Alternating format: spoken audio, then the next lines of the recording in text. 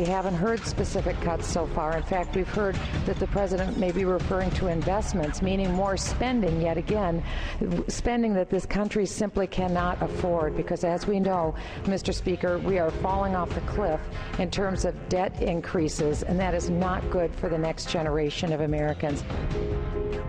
Welcome back to Harvard. That was Republican Congresswoman Michelle Bachmann of Minnesota previewing her speech tonight, also talking about the President's State of the Union address, which is coming. Bachmann will be giving her own response to the President tonight on behalf of the Tea Party Express. Is she going to trump the official GOP response by Republican Paul Ryan? I doubt it. Are Bachmann and the Tea Party pushing Republicans further to the right and threatening to divide the right? Well, for more on this, I'm joined by Tea Party Express co-founder Sal Russo. Sal, thank you for joining us. I want you to look at something here. There's John Walsh as well. Thank you for joining us. Sal, I want you to look at something that was said over the weekend out in Iowa by Congresswoman Bachmann. Here she is. Do you realize it's been 21 generations that America has survived? For 21 nations, we've passed the torch of liberty from one generation successfully to the next. And the question we need to ask ourselves tonight is this: will it end with us? Will we be that last generation? Will we be the first generation to fail to pass that torch of liberty? It doesn't seem like a very positive message, does it? But I have to ask you, will we be the ones for whom this great experiment in human liberty will end on our watch? We know there was slavery that was still tolerated when the nation began. We know that was an evil, and it was a scourge and a blot and a stain upon our history. But we also know that the very founders that wrote those documents worked tirelessly until slavery was no more in the United States. And I think it is high time that we recognize the contribution of our forebears who worked tirelessly, men like John Quincy Adams, who would not rest until slavery was extinguished in the country. Well, I don't know what to make of that, Sal. That's balloon head. That's not what our history was founded on. We founded on a Constitution which includes treating slaves as three-fifths of a person. It went on all the way to the Civil War. We had compromise after compromise trying to avoid a war. We went to war and lost 600,000 people in the worst catastrophe in our history because slavery continued through the 1860s and only ended because of that war. And here's this woman you've made your spokesperson saying that somehow the Founding Fathers dealt with it. That's the one thing they did not deal with. That was the horrible compromise that was at the heart of our Constitution. Why do you put someone like this forward who is a balloon head, who knows no American history? It's a ridiculous decision you guys have made. Do you know how little this woman knows about our history? I think Michelle Bachmann is been one of the best. Did you just hear that stuff? Did you just hear her? Do you want me to play it again? We could rub it in, Sal. It's horrendous. What do you make of it? I heard what she said, but what's she talking about? I think what she's talking about is that we cannot continue to spend money as recklessly as we have done. That's not what she just said. She said the Founding Fathers got rid of slavery. Why would you say that? Every high school kid has been to Mount Vernon and seen the slave quarters. What are you talking? Jefferson had slaves. All those guys had slaves. I know they were great men in other regards, but they never got rid of slavery. It's right in the Constitution. And here's this woman waving the Constitution around, powing around with Scalia, and she doesn't even know what the Constitution had in it. The treatment of slaves, African Americans, as three-fifths of people. That's in our history. You can't take it out. Explain to me what this woman's talking about. I think she's just using that as an illustration to point out that I think Americans are concerned today that their children and grandchildren are not going to have the same opportunities of the American dream because we've increased our debt to a dangerous extent. That's how she talks. She goes on this tape. No matter what you ask her, she goes on a tape. I want to ask you about slavery, sir. Sal, you know when slavery ended. It ended with the Civil War, right? Well, some kind of slavery ended with the Civil War. What do you mean, some kind of slavery ended with? Why are you hedging? No, I'm not hedging on it. I'm saying that. When did slavery end in America? When did it become illegal? When did the 13th Amendment get passed?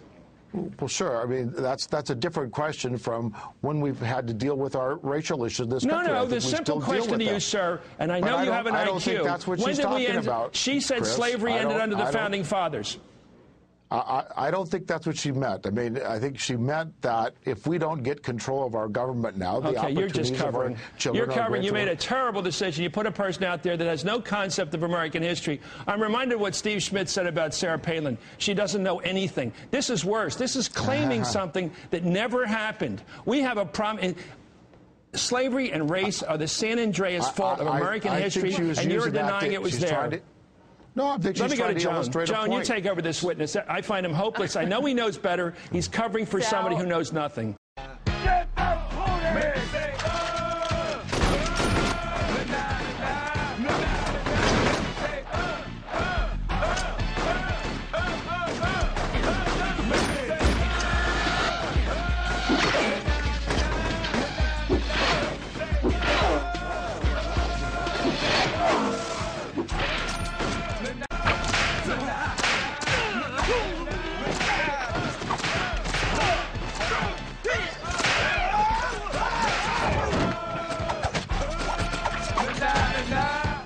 That's a can of paint.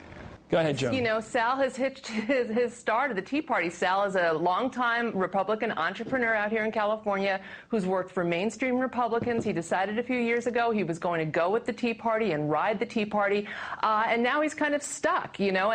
The other thing, Chris, I want to point out one more thing that Michelle Bachmann said that's related to her thoughts on slavery. She also said that we were a country that it didn't matter your economic status, it didn't matter what country you came from. That's ludicrous too, Chris. I mean, even for white men, there were property requirements to vote in the early states. Up until 1830, we had some white men had property requirements. We know that immigrants were bad. Catholics. No, don't interrupt me. You had plenty of time to talk. You have plenty of time to talk. I'm now talking.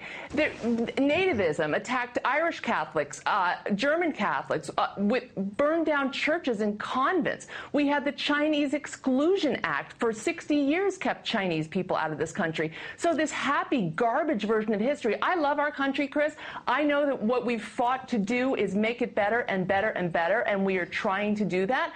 But to say that it's always been easy and it's always been equal, that lets them propose policies that profoundly hurt black people, that hurt immigrants, that hurt poor and working class people, because they have this notion that everyone's always been equal, which is garbage. I want to give Sal all the time you need, sir. Explain the history of American slavery as you know it.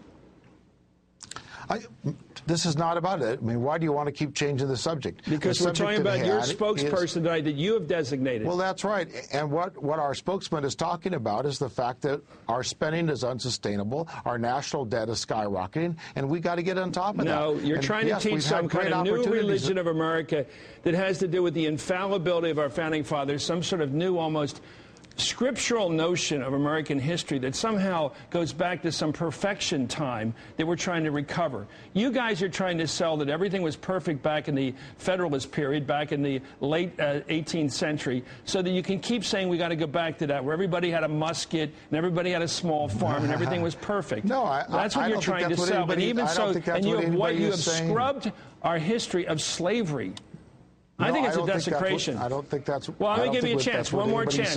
30 seconds. What's the history of slavery? I don't think that's what anybody's saying. I want to ask you what you think, Sal, of slavery. What was it? Just describe it. I think our founding fathers developed a document, the Constitution of the United States, that served America and has served the world for freedom for 200 and something years. Why do you guys talk like you're on hypnosis?